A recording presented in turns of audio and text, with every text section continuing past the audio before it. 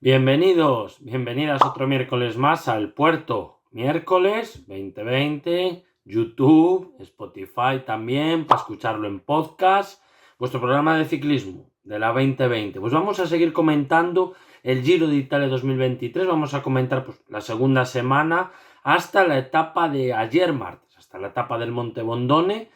Y bueno, comentar todo lo que ha dejado esta segunda semana, y para el programa siguiente, el programa de la siguiente semana, haremos pues el repaso final del Giro y comentaremos esa tercera semana que se avecina pues decisiva. Así lo encaró la organización. Les cayó Renko Evenepoel. La idea de la organización estaba muy clara.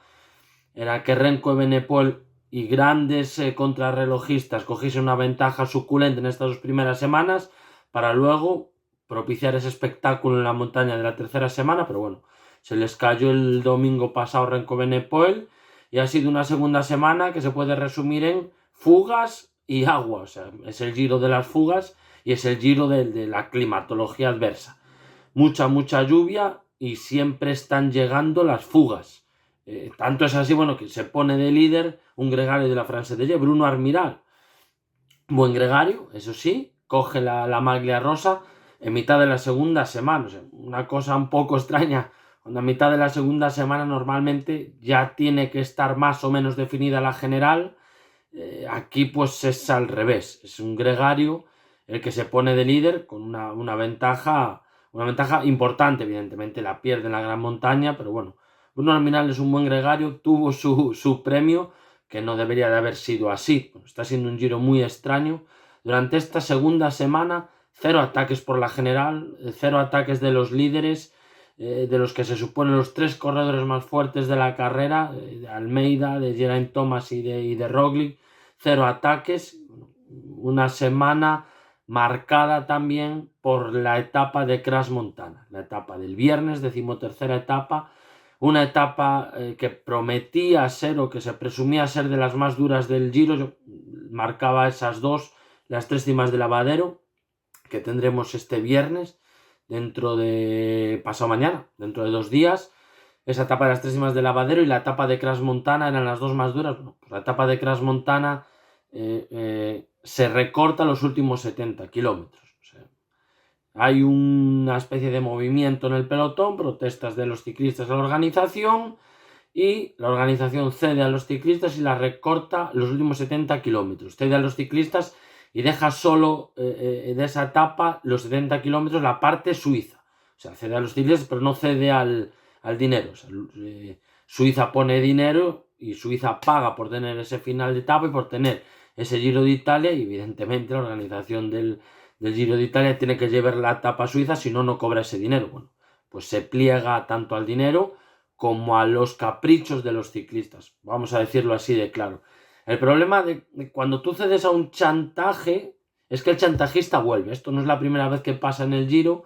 Ya se fumaron la etapa del Gran Sasso, viento, condiciones, decían nieve, en una etapa de una carretera totalmente practicable. Bueno, pelotón deja llegar una fuga de 3 continentales, no hay ningún ataque, pelotón a lo ancho de toda la carretera. Y bueno, siempre estos movimientos de protesta de los corredores siempre van un poco por detrás, nunca salen a la rueda de prensa, nunca hay declaraciones claras con nombres propios diciendo pues nos hemos reunido y hemos decidido que no. Solo ha habido un corredor del que sí que se reprodujeron sus declaraciones claras y nítidas, que fue de Moscón, Gianni Moscón, el corredor del Astana, el italiano, que estaba totalmente en contra de este recorte de la etapa. Lo dijo claramente, dijo: oye, si no queremos ser ciclistas, hay otro tipo de profesión.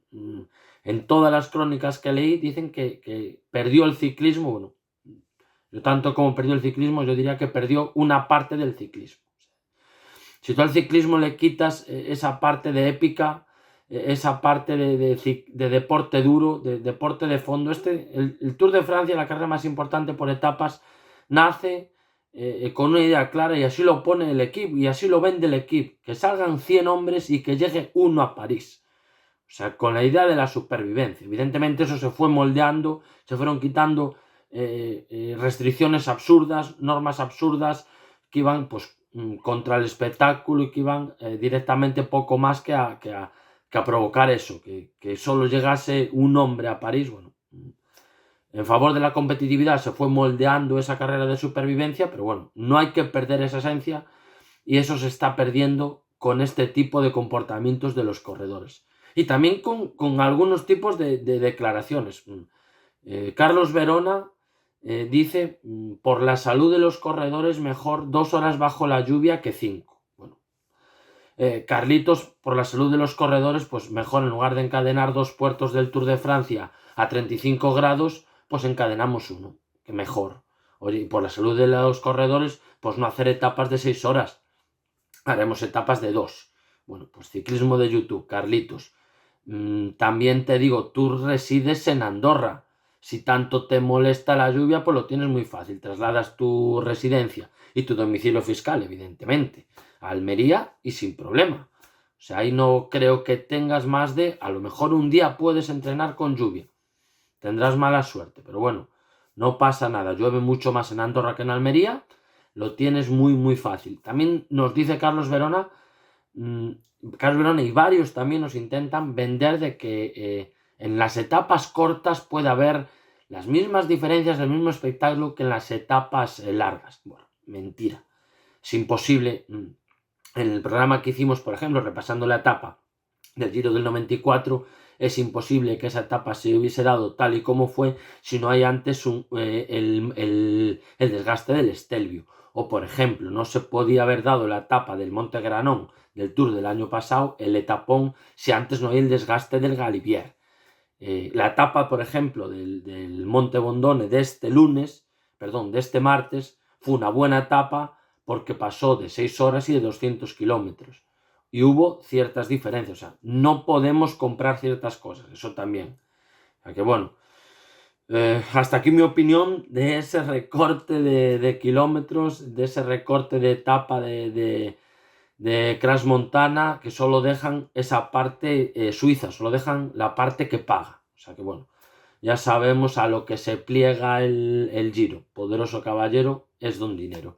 Y bueno, y sale una buena etapa este martes, como decimos, una etapa de más de 200 kilómetros, 6 horas sobre la bici, donde se definen ya claramente los 3 favoritos. Primož Roglič, Geraint Thomas y Almeida. Fuga numerosa, que bueno, cae abajo, fuga de más de 20 corredores, es el Giro de las fugas, bueno, pero que cae abajo, en mitad prácticamente del último puerto. Corre extraño el Jumbo porque queda solo con Sepp Kuss, Primož Roglič, a falta de 14 kilómetros. Pone un ritmo muy sostenido, un ritmo de mucho desgaste, que deja el grupo principal en aproximadamente 15-20 corredores y solo deja a Roglič con un corredor, con Sepp Kuss, a falta de 14 kilómetros. Ahí empieza Joao Almeida, el portugués del UAE, una especie de cronoescalada, un ritmo muy fuerte, que consigue dejar a Primož Roglič y consigue irse solo junto con Geraint Thomas. Primož Roglič encuentra un buen aliado en Sepp Kuss, en su gregario, y en la parte final, que no era mucha pendiente, y aparte, bueno, Thomas y Almeida negocian la llegada, negocian la victoria, y eso permite que Primož Roglič le recorte las diferencias